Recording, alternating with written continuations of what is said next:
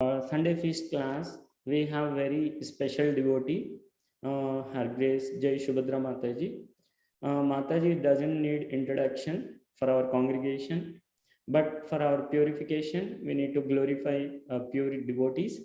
Mataji started her Krishna consciousness in 1997, almost 25 years ago. Mataji spent very blissful spiritual life as Pujari by serving Radha Neel Madhav in Houston Temple for many years. Also, Mataji served Radha Neel Madhav in Seattle.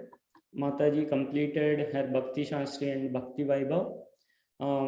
She trained over 100 people in Bhakti Shastri course, and currently Mataji providing Bhakti Shastri training to 20 plus people in Austin through Austin Vedic University, and she is leading many temple activities in Hare Krishna Temple of Austin and providing various services to ISKCON GBC.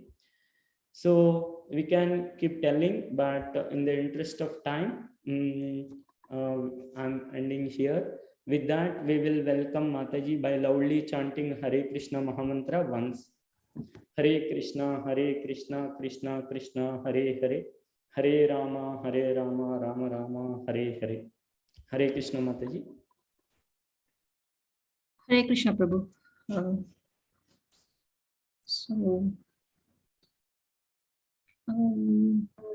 Samanvita, you want to do the Jaya Radha Madhava, please?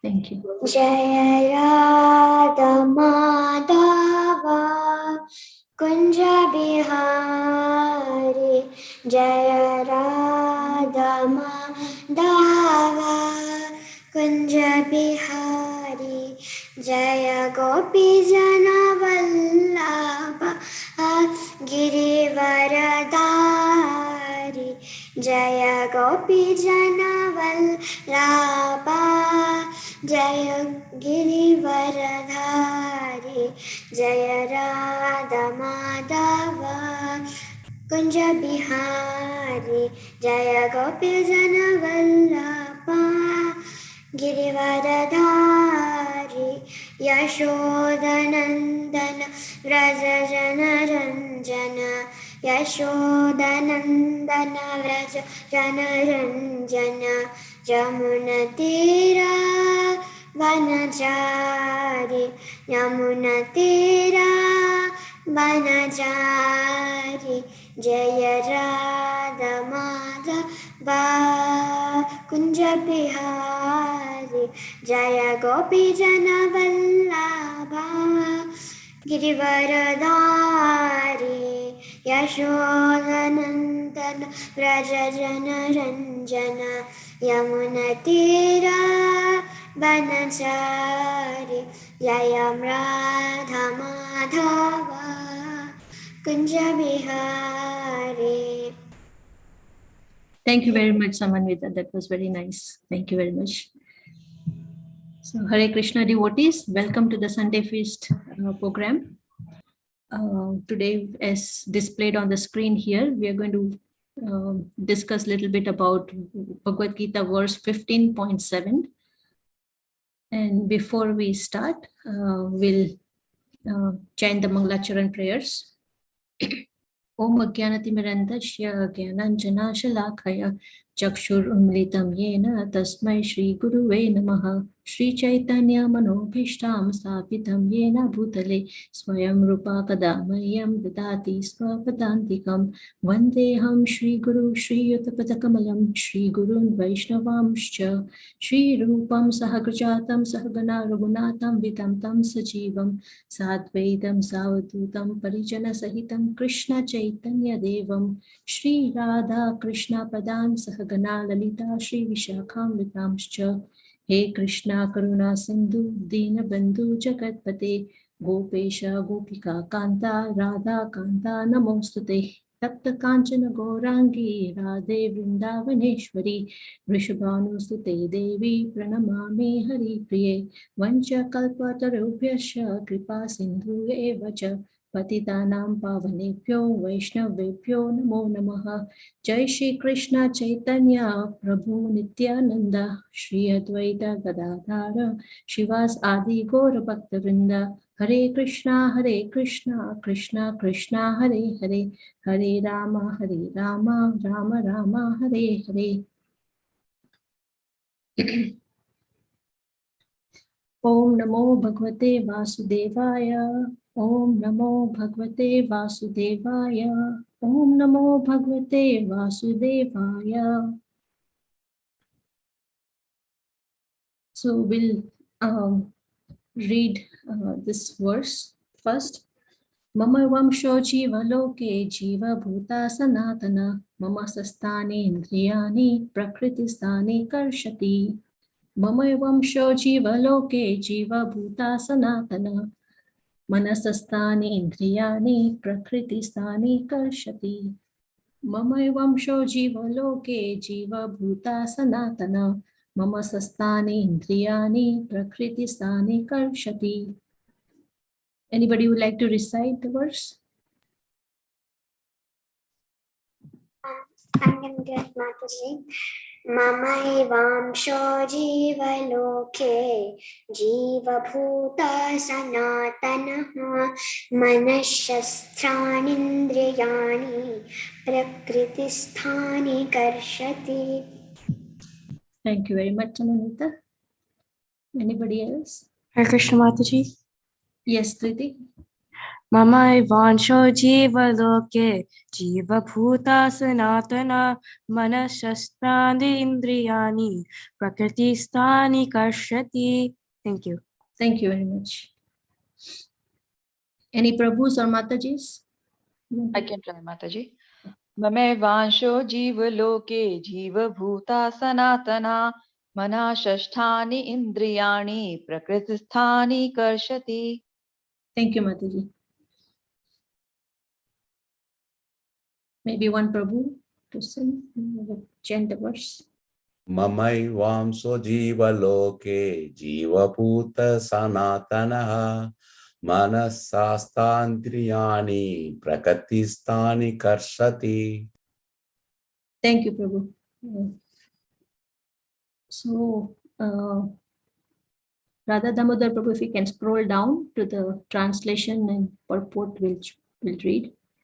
The translation and purport by Srila Prabhupada. Maybe we can have two devotees read the purport. I'll read the translation first. The living entity in this conditioned world are my eternal fragmental parts. Due to conditioned life, they are struggling very hard with the six senses, which include the mind. Somebody would like to read the first paragraph? Hare Krishna Mataji. Go ahead, Triti. In this verse, the identity of the living being is clearly given.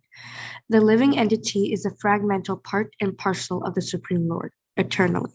It is not that he assumes individuality in his conditional life, and in his liberated state becomes one with the Supreme Lord. He is eternally fragmented. It is clearly said, Sanatanaha. According to the Vedic version, the Supreme Lord manifests in and expands himself in the innumerable expansions, of which the primary expansions are called Vishnu Tattva, and the secondary expansions are called the living entities. In other words, the Vishnu Tattva is the personal expansion, and the living entities are the separated expansions. By his personal expansion, he is manifested in various forms, like Lord Rama, Narasimhadev, Vishnumurti, and all the predominating deities in the Vaikuntha planets. The separated expansions, the living entities, are eternally servitors.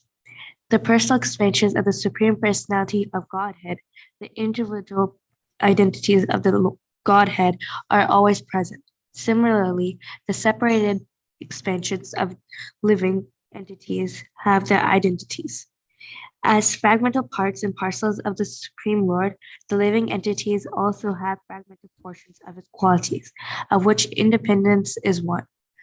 Every living entity, as an individual soul, has his personal individuality in minute form and a minute form of independence. By misuse of the independence, one becomes a conditioned soul, and by proper use of independence, he is always liberated. In either case, he is qualitatively eternal, as the Supreme Lord is. In his liberated state, he is freed from this material condition, and he is under the engagement of transcendental service unto the Lord. In this conditioned life, he is dominated by the material modes of nature, and he forgets the transcendental loving service of the Lord. As a result, he has to struggle very hard to maintain his existence in the material world. Thank you. Very good. Thank you very much, Diti. Somebody else would like to read the next paragraph.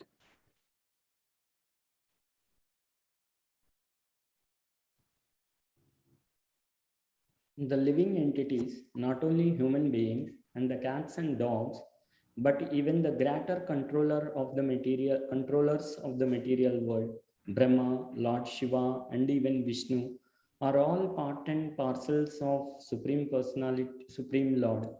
They are all eternal, not temporary manifestation.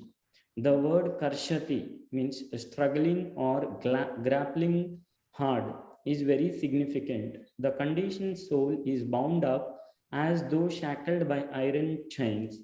He is bound up by the false ego, and the mind is the chief agent which is driving him in the material existence. When the mind is in the mode of goodness, his activities are good. When the mind is in the mode of passion, his activities are troublesome. And when the mind is in the mode of ignorance, he travels in the lower species of life. It is clear, however, in this verse that the conditioned soul is covered by the material body with the mind and the senses. And when he is liberated, this material covering perishes, but his spiritual body manifests itself in its individual capacity. The following information is there in the Madhya Madhya Madhya Madhyandi Nayana Shruti. Sa va esha Brahma Nishta idam Shariram Martyam Atisrijya Brahmahabhi Sampadya Brahmana Pashyati Brahmana Sronoti Brahmanai Vedam Sarvam Anubhavati. It is stated here that when the living entity gives up this material embodiment and enters into the spiritual world, he revives his spiritual body, and in his spiritual body, he can see the Supreme Personality of Godhead face to face. He can hear and speak to him face to face, and he can understand the Supreme Personality as he is. From Smriti, also it is understood Vashanti Vasanti Yatra Purusha Sarve Vaikunta Murtayaha. In the spiritual planets, everyone lives in bodies featured like the Supreme Personality of Godheads. As far as bodily construction is concerned, there is no difference between the part and parcel living entities and the expansions of Vishnumurti. In other words, at liberation, the living entity gets a spiritual body by the grace of the Supreme Personality of Godhead. Prabhu, you can continue the last paragraph. The words Mamai Vamshaha, fragmental parts and parcels of the Supreme Lord, are also very significant. The fragmental portion of the Supreme Lord is not like some material broken part. We have already understood in the second chapter that the spirit cannot be cut into the pieces. The fragment is not materially conceived. It is not like matter, which can be cut into pieces and joined together again. That conception is not applicable here because the Sanskrit word Sanatana, eternal, used. The fragmental portion is eternal. It is also stated in the beginning of the second chapter that in each and every individual body, The fragmental portion of the Supreme Lord is present. Dehinosmin yata dehe, that fragmental portion, when liberated from the bodily entanglement, revives its original spiritual body in the spiritual sky, in a spiritual planet, and enjoys association with the Supreme Lord. It is, however, understood here that the living entity, being the fragmental part and parcel of the Supreme Lord, is qualitatively one with the Lord, just as the part and parcel of the gold are also gold. Thank you very much, Prabhu. So, this verse is a very important verse in Bhagavad Gita, as it describes our real identity. Krishna is talking about who we are here. And very clearly it's mentioned in this verse.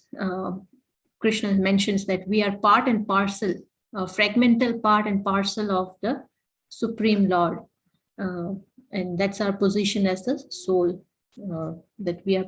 So it's not like, and we'll go into detail about this verse. It's a little bit more than philosophy. It is also little, Prabhupada actually is making the point here. Two things we'll discuss from this verse is how this verse defeats the Mayavadi philosophy, which Prabhupada talks about elaborately in the purport, and also being part and parcel of the Supreme Lord, we have an eternal relationship with the Lord. It's not just a dry thing that we have some part, we have a whole thing, and then machine, like we have parts of the machine and we are just dry parts. No, but we have an eternal loving relationship with the Lord. So those are the two aspects that we'll talk about from this verse. So Prabhupada very nicely in the purport actually also mentions about Vishnu Tattvas. So who are Vishnu Tattvas? All living entities in the God category, direct expansions of the Lord, incarnations of the Lord, are called Vishnu Tattvas, and they are different from us. Who are we? We are spirit souls, and we are separated parts of the Lord, and we are called Jiva Tattva. So this verse is bringing out the nature of the Jiva Tattva here.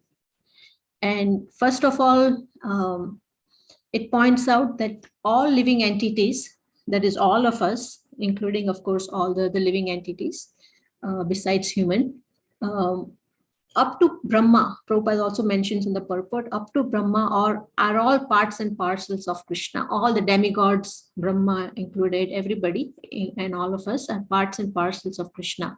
And that's a very important, and this is where we have to understand how this verse is misunderstood or misapplied wrongly by the Mayavadi philosophy. What is Mayavada? It's a very vast subject. Mayavada philosophy is a very vast subject, but in essence, just to understand what does Mayavadi philosophers or practitioners, what do they think?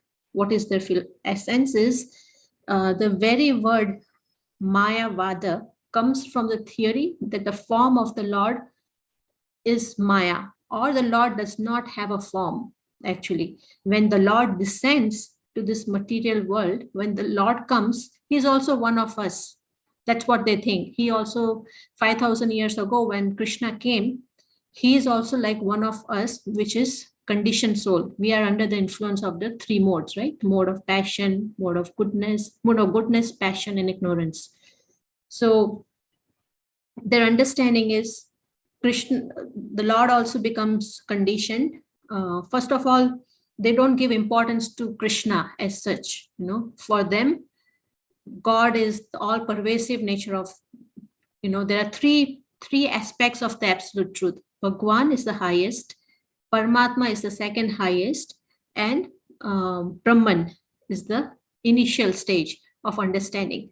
So Brahman, Paramatma, and Bhagwan, those are the three aspects of the absolute truth.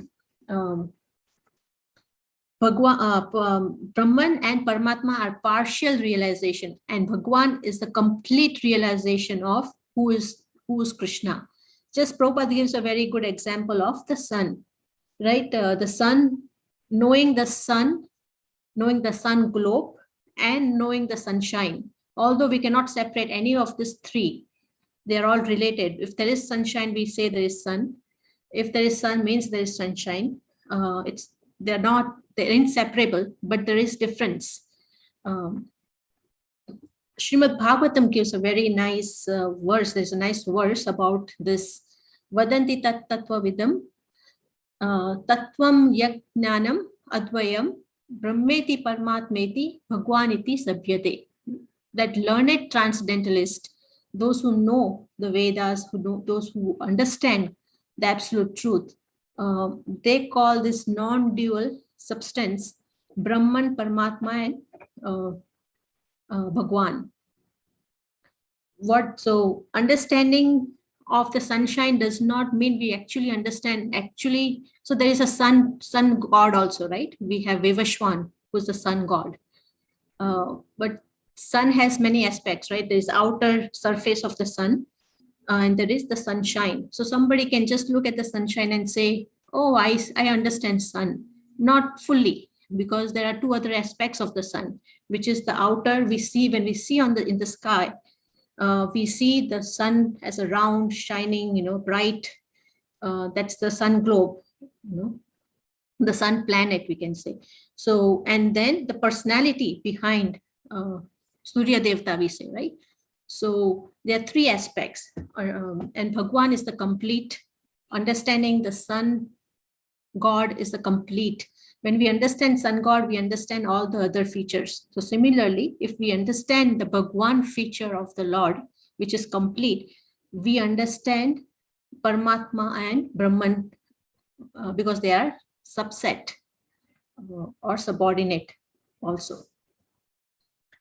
So this verse is, like I said, it's very important because in chapter 2 of Bhagavad Gita, also Krishna is mentioning about the qualities of the soul, and Prabhupada actually in the purports addresses and counteracts and refutes the Mayavad philosophy, because it is so widespread and many people don't really understand. They are misguided sometimes. So therefore, again, we are, Prabhupada mentions it many times in his purports in Bhagavad Gita and also in Srimad Bhagavatam. So it's so important to understand, although it looks maybe dry or something, but it is very, very important to understand what do they think and why is it wrong, and what does Krishna say about it, right? So I was saying the Mayavad philosophy, their understanding, the essence is,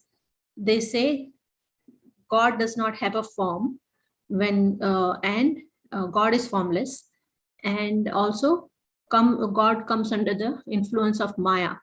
If at all they even believe in authority of Krishna, they say Krishna also becomes conditioned when he comes down. But that's not the case, as Krishna also says in Bhagavad Gita, right? That when I descend, I come in my original form.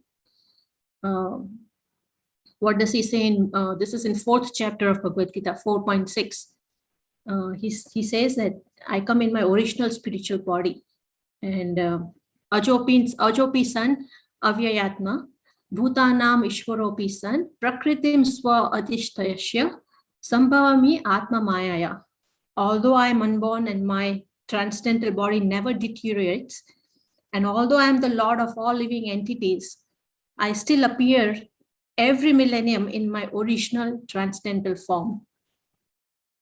So he clearly mentions that I come in my original transcendental form every millennium, and my body is transcendental. So the difference between our body and the Lord's body, right?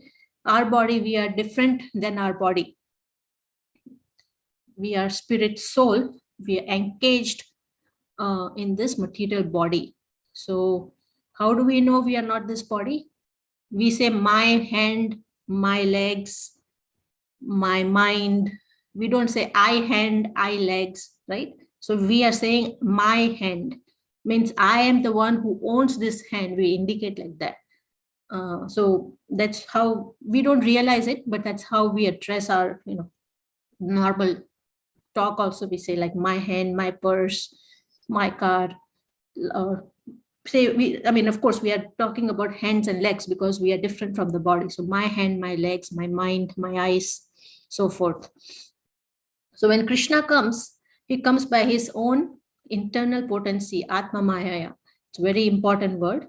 And in his original form, and he does not assume, or he never has a material body.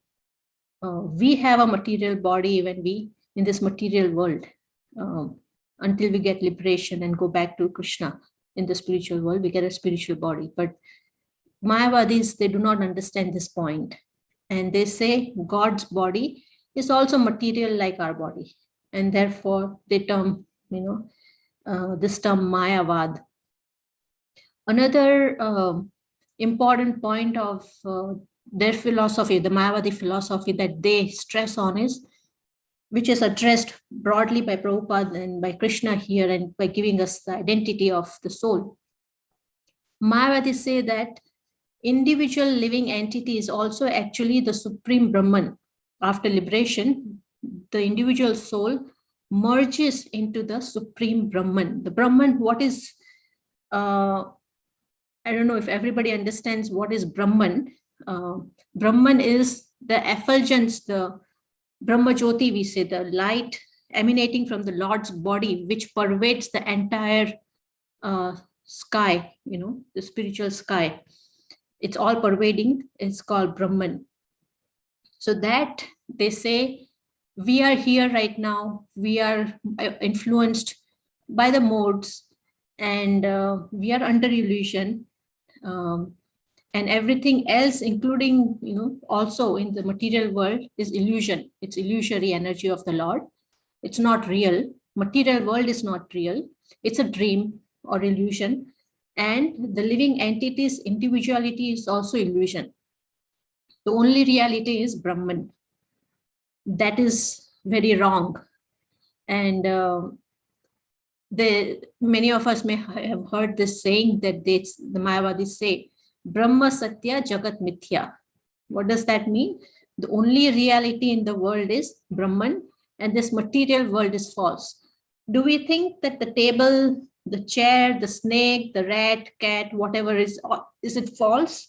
Definitely not, right? It's a living entity, it's a life form. We have plants, we have so many things around us. But for them, everything else is false. What is our Vaishnava understanding? Everything in the material world and the material world itself is temporary. It is real. It is temporary because we have 4 cycles, right? We have 4 yugas. Satya Yuga, Treta Yuga, Dwapar Yuga, Kal Yuga. And the cycle, as time passes by, it repeats itself, right? So there is annihilation that happens, and then again the life comes. That is the right understanding. But for them, everything else is false. So their theory is that the supreme Brahman is there everywhere, and the jivas, or the living entities in this world, come under the influence or the control of Maya, and therefore they are not liberated. So right now we are under the influence of Maya, which is correct. We are under illusion, thinking our biggest illusion is I am this body, right? We identify with the body, although we may theoretically know I am not this body. We have not realized it, but for them, everything is false, illusion, which is not true, right? And until we get liberation, after we get liberation, the jiva is again the jiva merges back to Brahman. So in one sense, they are saying, for the time being, Maya or illusory energy is more powerful than the Brahman. Again, that is not true. So we have to understand how this is, what are the flaws? Because if that were to be true, that means Maya should be God, because it has overtaken right now Maya is God rather than Brahman. That's a big flaw in their philosophy. So the Mayavadis say that actually the Jiva is always Brahman. Just for a while, a portion of the Brahman comes under illusion, means we are part and parcel, right? That's how their understanding is. We are part and parcel of the Brahman, but for the time being, we are situated in this material world, which is false, which is illusion, and therefore we are also under illusion. And until we merge back, or until we get liberation, when we merge back into Brahman, we will be like that. But that's what happens. We are influenced by by illusion. We merge back and we become Brahman again, and we become God. That is another oneness. That's another important understanding, wrong understanding of the Mayavadi philosophies. They say we merge with God. For them, God, the supreme God, is Brahman, the supreme Brahman, and we become one with God, and we also become God. Therefore, very wrong philosophy, right? So, and therefore we lose our individuality. Right now we are individuals, and that is illusion, because we are actually a part of a, just think about a cotton ball, a big cotton ball. We take out some cottons and make separate cotton balls, and then after liberation, those cotton balls again merge back and become one again cotton ball. And that cotton ball is the supreme Brahman, who's the God, and we also become God. We can never become God, right? God is already existing, and we are, as Krishna says in this verse, we are eternally separated parts and parcels of the Supreme Lord. But that's not the Mayavadi philosophy, and that's what Prabhupada is defeating. Krishna is clearly mentioning it here. So it's the example also given is so when we merge, right now we are all active, right? In this material world, we are going about doing things. But when we merge back, there's no action. The Mayavadi philosophy says, while we are here in the material world, it's a diseased condition because we are conditioned. They say we are under illusion. So that's a diseased condition, right? We are under illusion. But when we merge back, we become inactive because there is no action. There is just merging and just becoming one. If we take the example of a sick person, a person who is sick, then normally their activity is reduced, right? Because they are not well. So being situated when one is sick, one's activity is reduced. So when we are situated in this material world, according to Mayavadi philosophy, we are sick, we are under illusion. So our activity should be reduced. But on the contrary, we are active, and when we are merging back, we are becoming inactive. So when the individual soul merges, so when we are sick in the material world, we, like I said, we become inactive. When we become healthy, what happens? We become more active. So when we go back to the spiritual world, when we are liberated, we are fully engaged in Krishna's service. But for them, it's more on the other side. We become more inactive after liberation. We become totally inactive, which is not true. Krishna also mentions this, how the soul does not have a birth, death.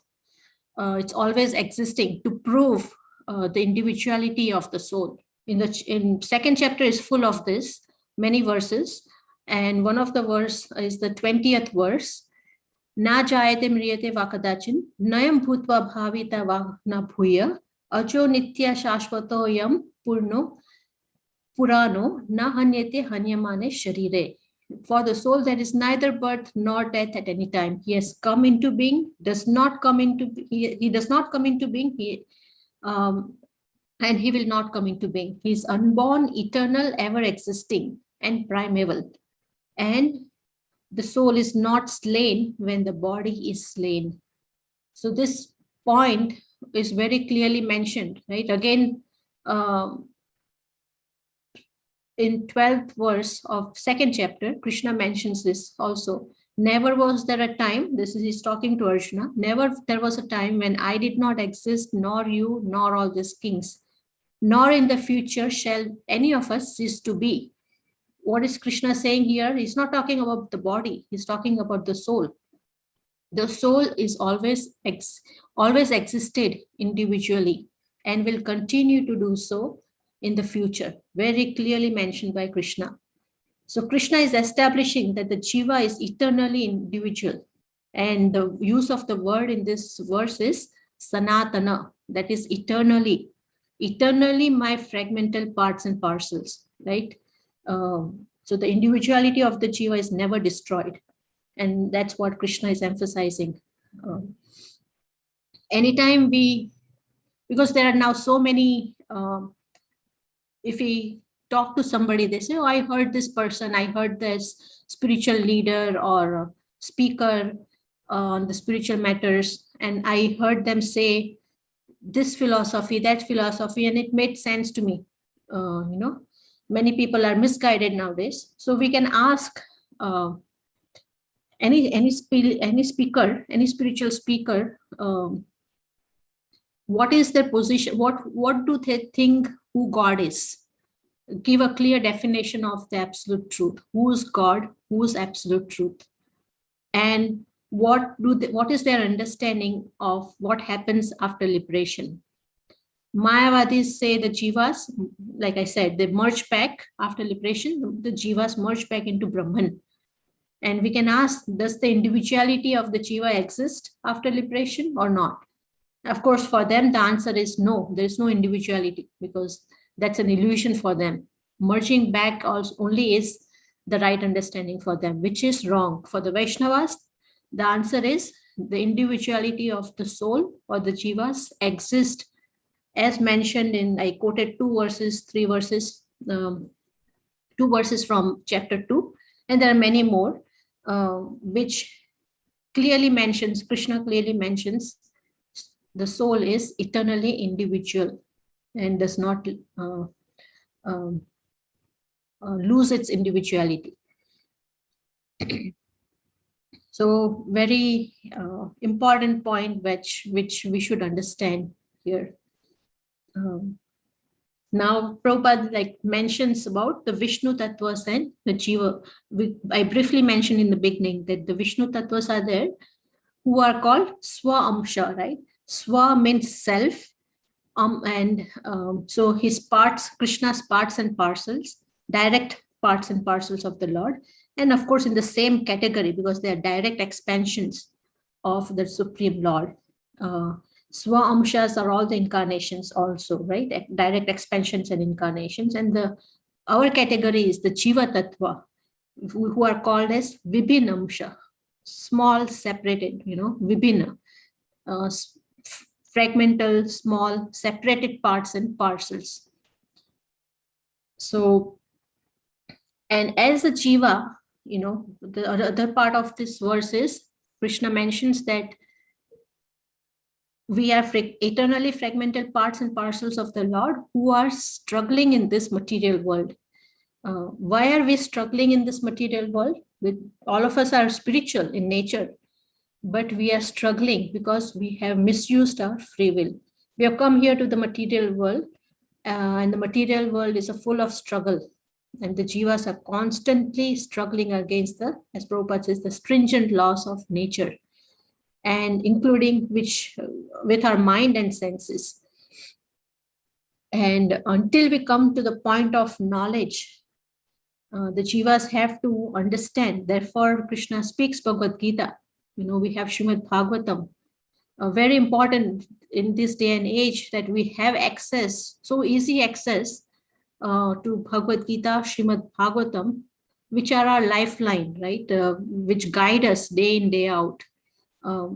We take guidance from, that's the whole point of the Mahabharata. Krishna wanted to give this, one of the important points, of course, of so many things Krishna accomplishes with the war, but one of the important thing that he wanted was out of the war was that he can speak Bhagavad Gita. Therefore, he put Arjuna also in that bewildered state so that he can give the message which was lost of Bhagavad Gita, especially for Kali Yuga that was coming after Dwapar Yuga. And therefore, we are struggling, but we have help that has been given to us, and we can further progress further in our spiritual journey to become liberated. Prabhupada mentions that after liberation, what happens, after we become, say, liberation is not just getting rid of the miseries of life, but developing the pure love, progressing further, and coming to the stage where we have developed pure love for Krishna. Then we go back to the spiritual world.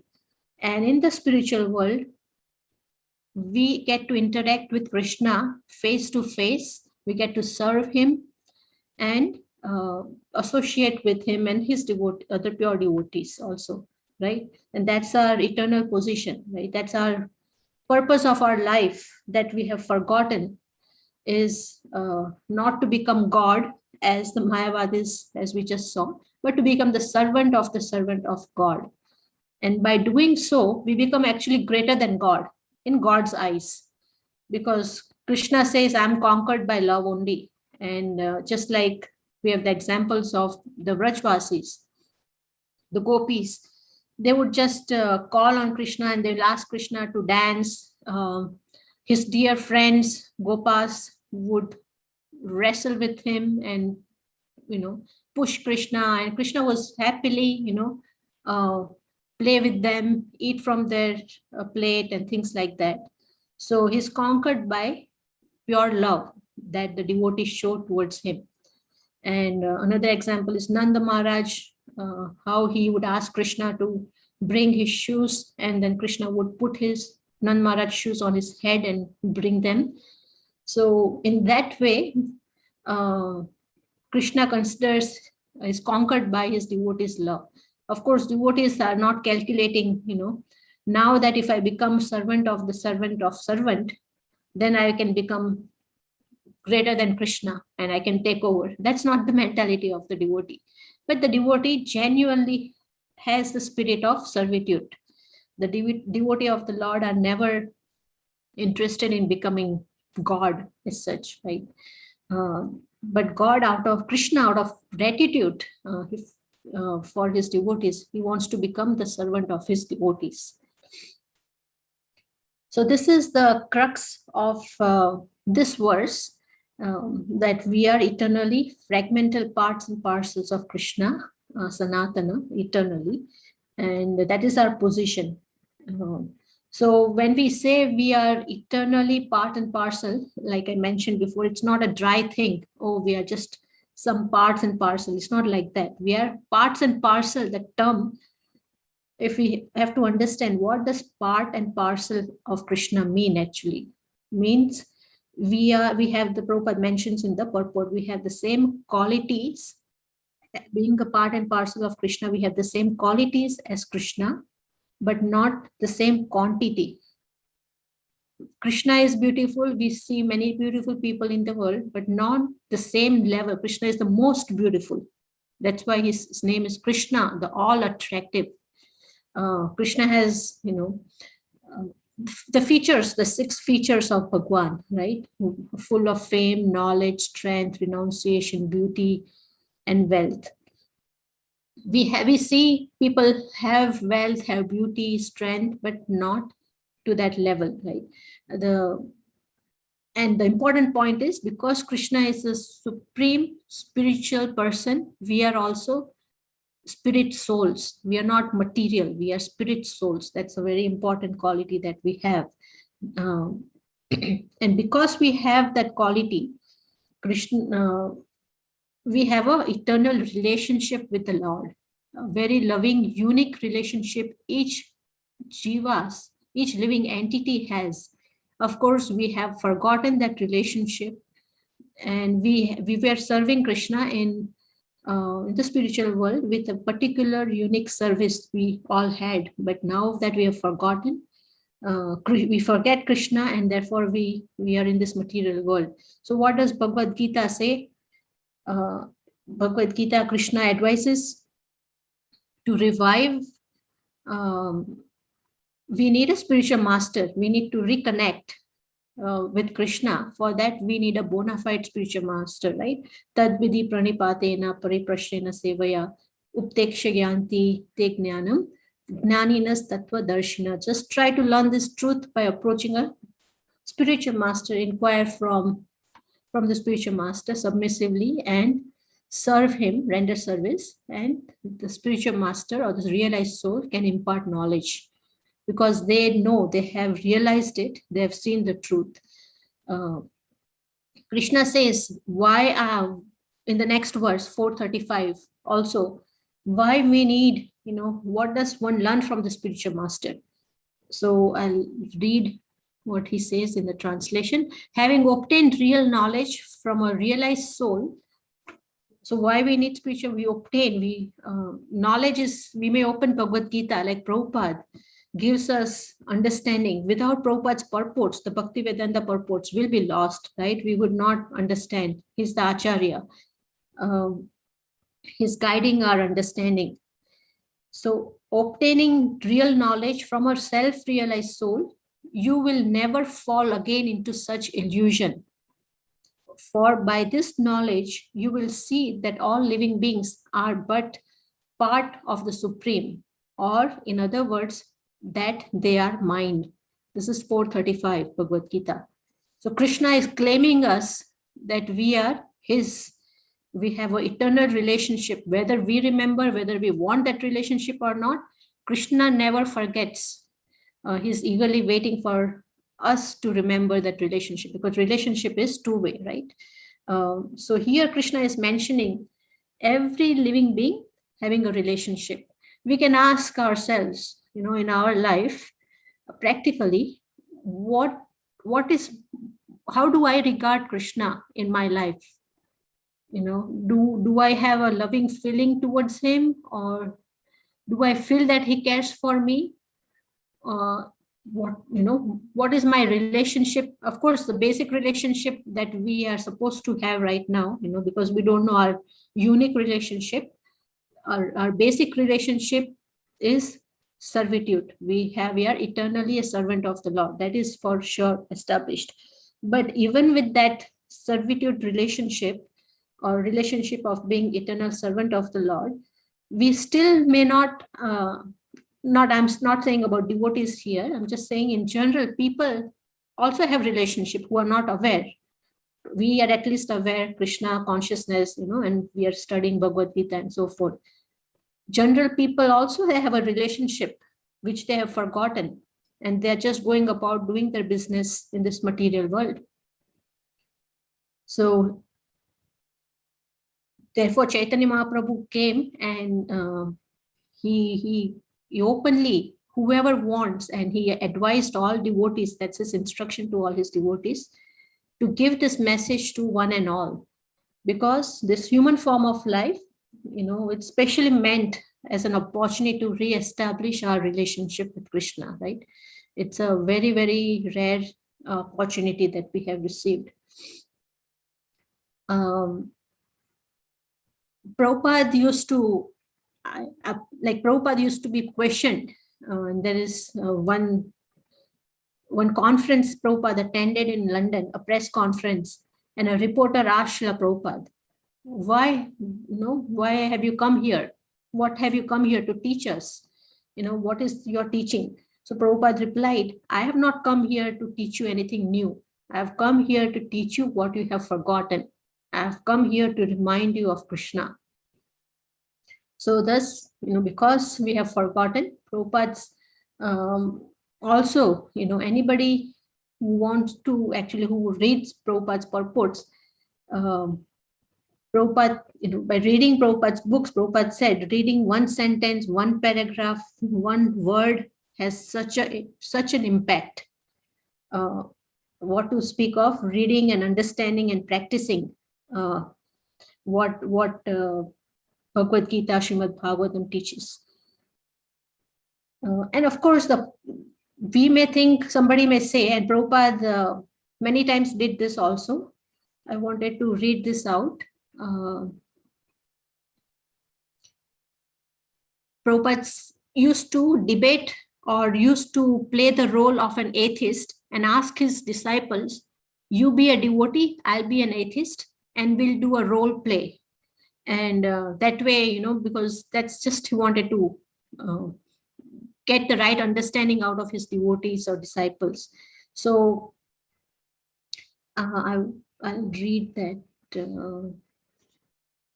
And this, from this role play that Prabhupada did with his disciples, an important point is being brought out, which is we are never independent. And we think we are independent and we act independently in this material world. But when we do so, and when we are doing that, we are suffering, we are unhappy. So I'll read this nice conversation Prabhupada had in 1975 in Kenya. So Prabhupada is taking the role of an atheist here. And Prabhupada says, by pleasing the spiritual master, you please Krishna. That's nice. But why should Krishna be pleased? Why should one bother himself to please Krishna? Answer this. So the devotee is saying, because our real position is to serve Krishna. We have fallen into illusion of this material energy because we forgot our position as his servants. Prabhupada is saying, we are making scientific progress. What's the use of bringing God in? Then the devotee is replying, because we shall never become perfect if we don't serve God. Prabhupada says, that's begging the question. Devotee is saying, everybody has to serve somebody. Since Krishna is the reservoir of all pleasure and everything emanates from him, instead of serving some ordinary person, we should serve Krishna. Srila Prabhupada says, but without serving Krishna, I'm getting pleasure by drinking wine. Why shall I serve Krishna? The devotee is saying that pleasure will not last. It is temporary. So Prabhupada's argument is, but I also will not last. So I'm enjoying wine while I can. And devotee says, but such a mentality is third class. Actually, your life is eternal. Prabhupada says, that is your statement, third class. But my statement is, it is first class. So devotee says, Krishna says in Bhagavad Gita 10:10, to those who are constantly devoted to me and worship me with love, I give the understanding by which they can come to me. So this is our desire. Srila Prabhupada says, I don't want to go, means I don't want to go to the spiritual world. This is how the atheist would argue. So the devotee is saying, you don't want to go to Krishna? Prabhupada says, no. Devotee says, all right, suffer. So Prabhupada is saying, you are putting upon me impression, suffer, but I am enjoying. And the devotee is saying, your knee is hurting, is that enjoying? And then Prabhupada is arguing, saying, I'm curing my knee. That is also nice. Means I have a treatment going on for my knee. So the devotee is saying, in the Bhagavatam, it is said that we are just like the limbs of the body and that Krishna is like the stomach. All the limbs may be jealous of the stomach and not want to feed the stomach. But if the hands and the legs, mouths were to go on strike and not feed the stomach, they would ultimately be destroyed. Srila Prabhupada is saying that is the right answer. Every limb of the body must cooperate with the stomach. If the finger thinks, I shall remain independent and be happy, that is not possible. The stomach must be supplied food and then all other parts of the body will be happy. So the point is, Krishna is the central enjoyer. Like Krishna says in 529, right? Bhuktaram yagna tapasam. Independently, we cannot enjoy. We can never be happy, independent. We think we are independent of Krishna, but we are depending on Krishna all the time. Air, water. One day we don't have air, water or electricity, we suffer like anything. Where is that coming from? Did we create air, water? No, it is provided by Krishna. So this is just a, dialogue that Prabhupada had with exchange with his disciples. And it brings out beautifully how this important point that we can never be independent of Krishna. We have an eternal relationship and we are always dependent on Krishna, and that we must learn to cooperate with Krishna. Then only we'll be happy. Otherwise, we will be suffering in this material world continuously, birth after birth. And also because of our relationship, Krishna consciousness, which is love for the Lord, is not something foreign or new to us, right? For the soul. Prabhupada gives a very nice example that even a child, when he is a baby, he picks up things that are on his, like he's sitting, crawling on the floor. He comes across some object. He picks that up and immediately what does he want to do is put into his mouth. Prabhupada says, why does the child not put that thing on into his ears? That never happens. We don't see that, right? Immediately, we have so many kids we see around us eating, putting things. He does not know what is what, that this thing is to be eaten or not eaten, or what is this thing actually about. But as soon as he gets it, he wants to put it into his mouth. So that is natural for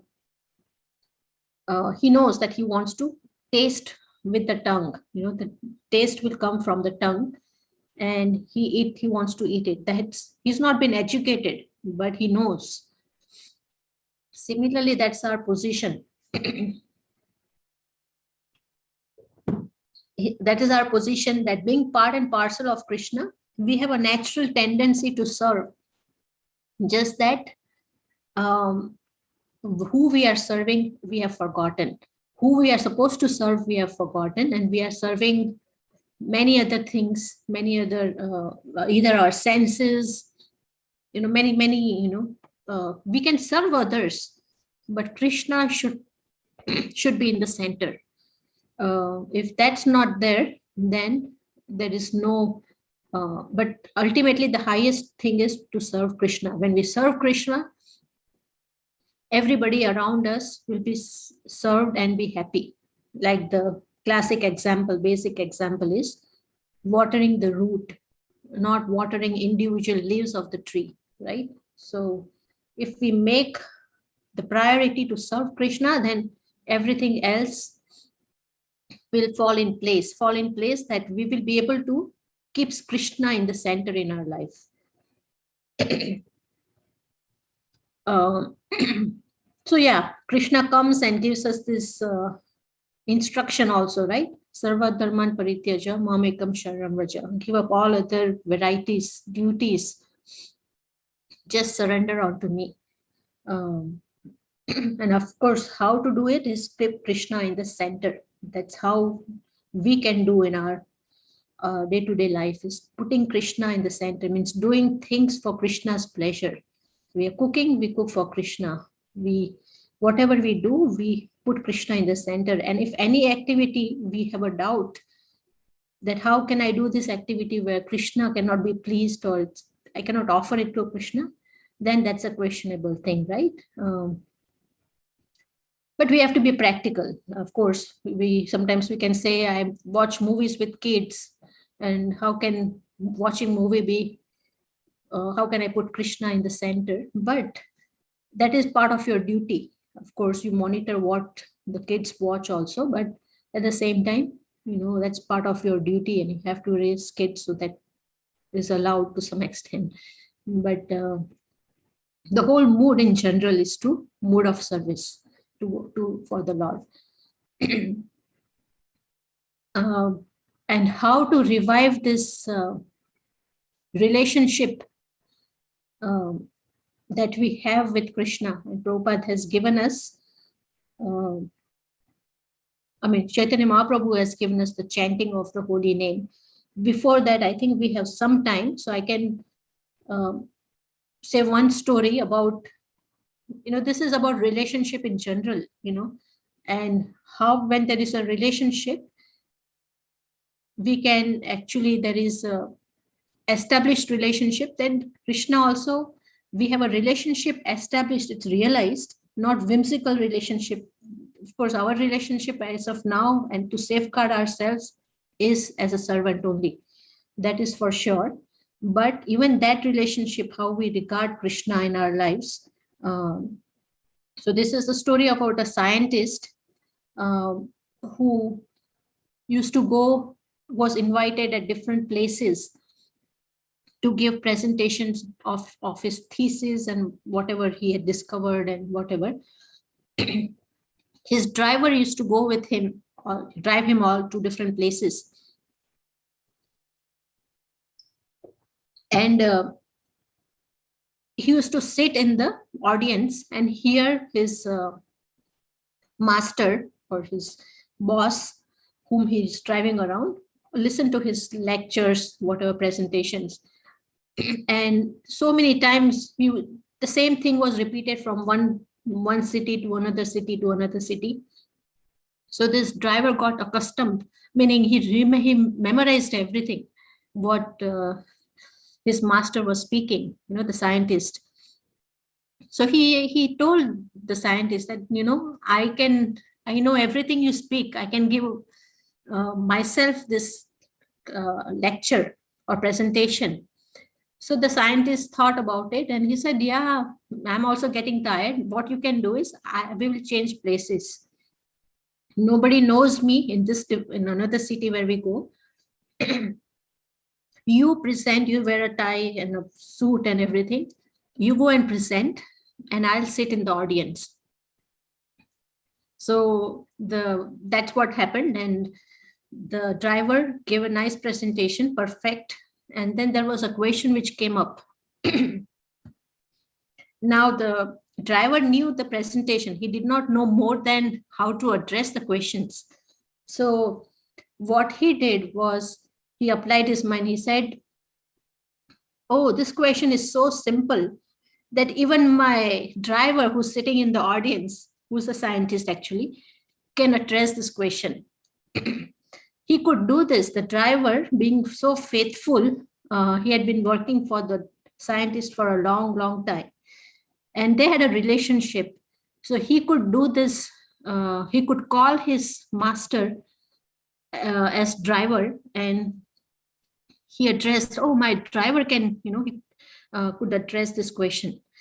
So the point I'm making is when there is the nice relationship established, as we see, we are not there yet, but as we see with the Vrajvasis, how they play with Krishna, they don't, of course, that relationship is there with all of us. We have a relationship, but that relationship has to be revived and worked on, right? From Krishna's side, he's ready. We have forgotten, and we can have the same kind of a relationship. Of course, the servant relationship is always there, whether it's any of the 5 primary relationships that we can have with Krishna, from parental, friend, servant, neutral, or conjugal. In all of them, of course, das santarasa is, there is just admiration, but the servitude or the being a servant of the Lord is always there. But on top of that, it is highlighted with, say if it's a Sakya Rasa, it's highlighted with more than just servant relationship.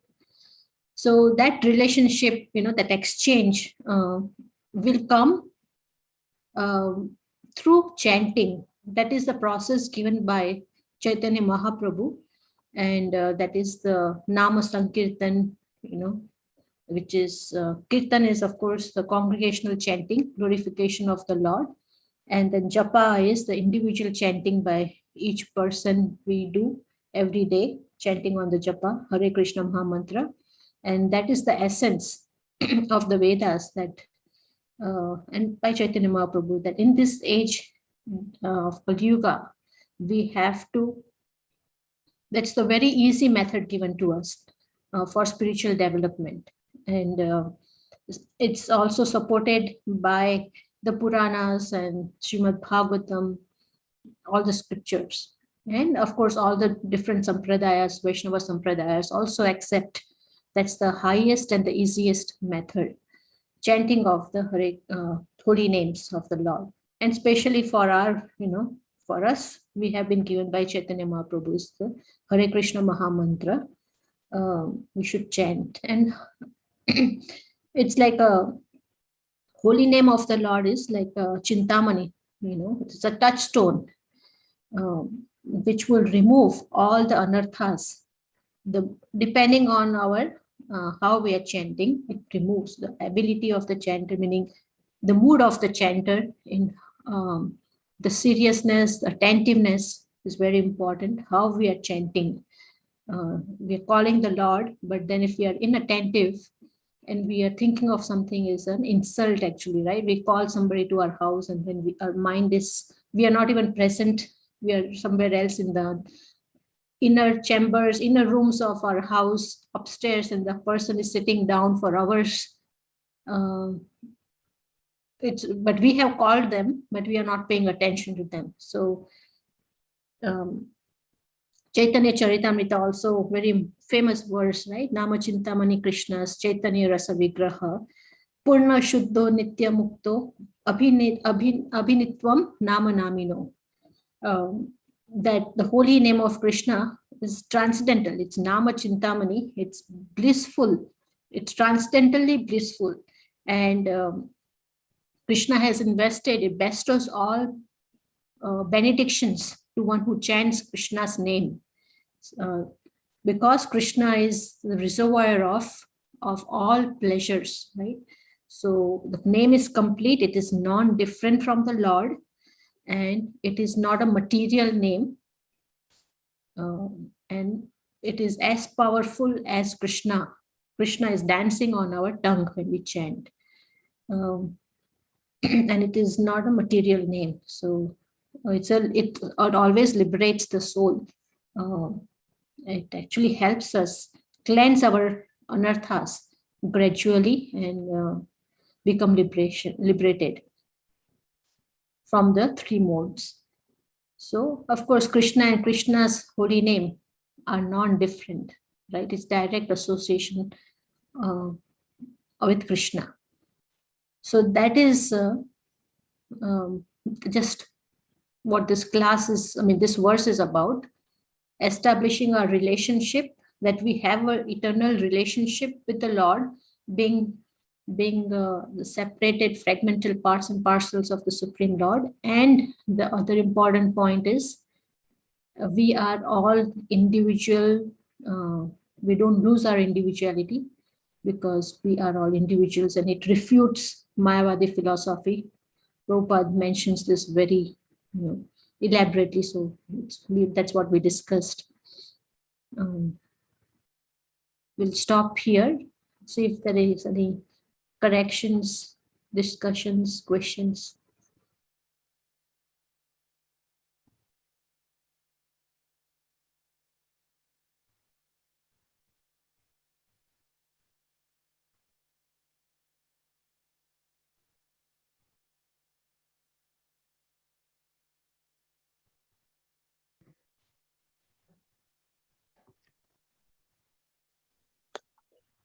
Hare Krishna Mataji, amazing class. I have one question. Are you able to hear me, Mataji? Yes, Mataji. Yeah. So what are the qualities that we see in a self-realized ISKCON devotee? That's one question. And then, is there any self-realized ISKCON leader, living leader that you can name off? The first question, Mataji, you said what are the qualities of a self-realized person, like a pure devotee of the Lord, right? It is mentioned, I can look it up, it's mentioned in the Bhagavad Gita in the 2nd chapter. Arjuna asked Krishna, let me just open that quickly so I can.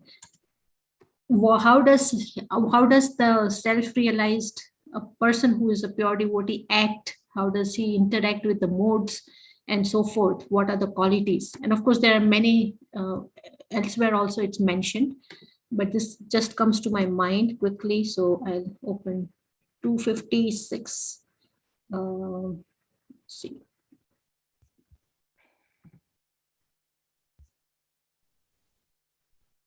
All over Bhagavad Gita, it is mentioned of one who is steady both in happiness and distress, who is equipoised, who has full control of the senses, mind, always engaged in thinking of Krishna, serving Krishna, giving Krishna to others. All are these are all the qualities of a self-realized person. And As a is current. self-realized, Sorry, sorry, Mataji. So has a self-realized devotee had seen the God, seen God already? Or is he just working his, having all these qualities and he is working on it? But has he seen God? That's another. Yes, he being in touch with the holy name, constantly remembering Krishna is non-different than seeing God, actually. Krishna is non-different from his name, Nama Rupa Guna Leela, we can say.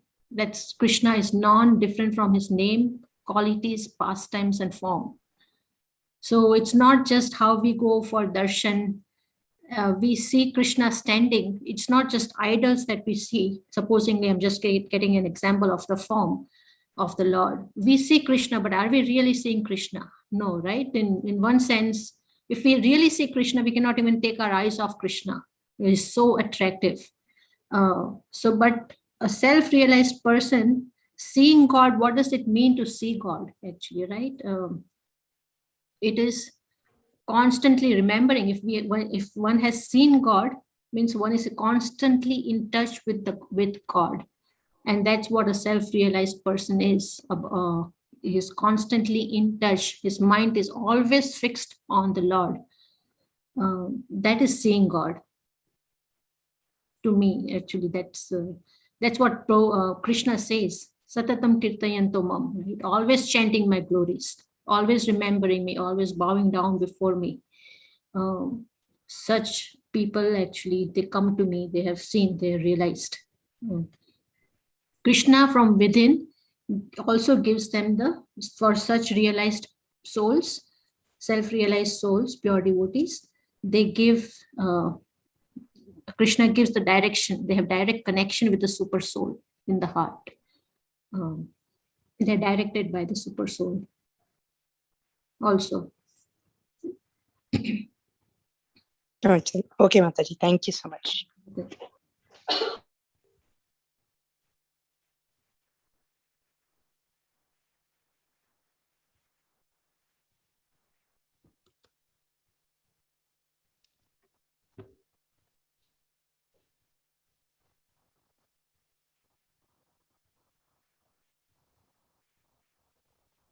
Should we?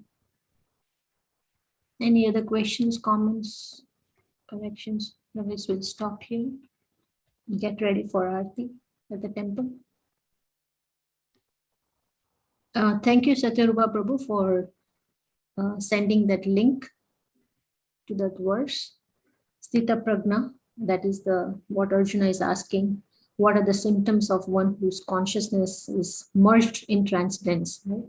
How does he speak? What is his language? How does he sit and walk? And then Krishna is answering in the next verses.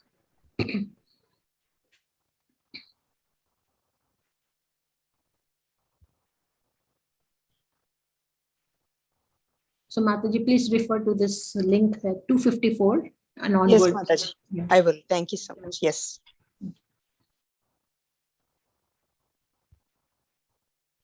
Okay, if no other questions, then we'll move on to the next part of the program. Before that, thank you, Jaya Subhadra Mataji, for wonderful class. Just you have given a clear demarcation of Mayavadi and like how Krishna's form and with various verses uh, reference, and how Krishna is central, like he is the one enjoyer, and without, so Jiva cannot enjoy by his own individual.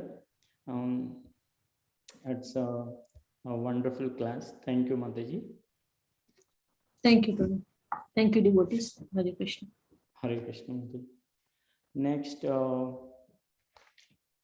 today next program is like Aarti at temple. You can pin the temple window. Lalita Kund Mataji doing Pujari service today. And Amit Prabhu, Amrita Mataji Ahana, doing Aarti, Bhajan, and Narsimha Bhajan also doing by the same Amit Prabhu's family.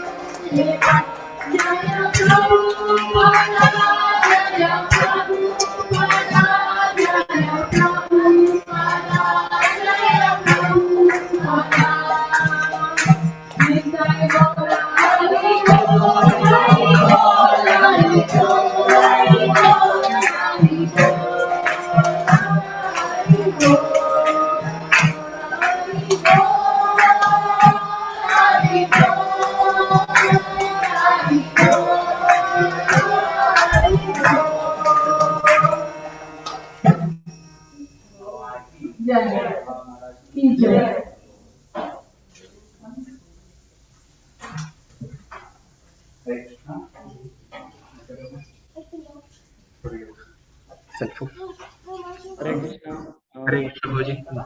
Yeah. Thank you, Amit Prabhu and family, for the nice kirtan and Aarti, Nachim Aarti kirtan. And thank you, Lalita Kun Mataji, for Hare Krishna, Prabhu.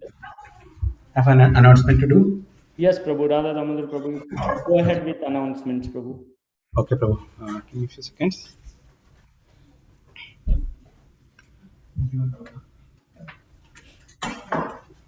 So, Hare Krishna, Prabhu devotees, thank you for coming for joining this program today. So, we have an announcement. We had one birthday today of Shiromani Mataji. Let's all chant Hare Krishna Mahamantra 3 times for the benefit of all of them. Hare Krishna, Krishna Krishna, Hare Hare, Hare Rama, Rama Rama, Hare Hare.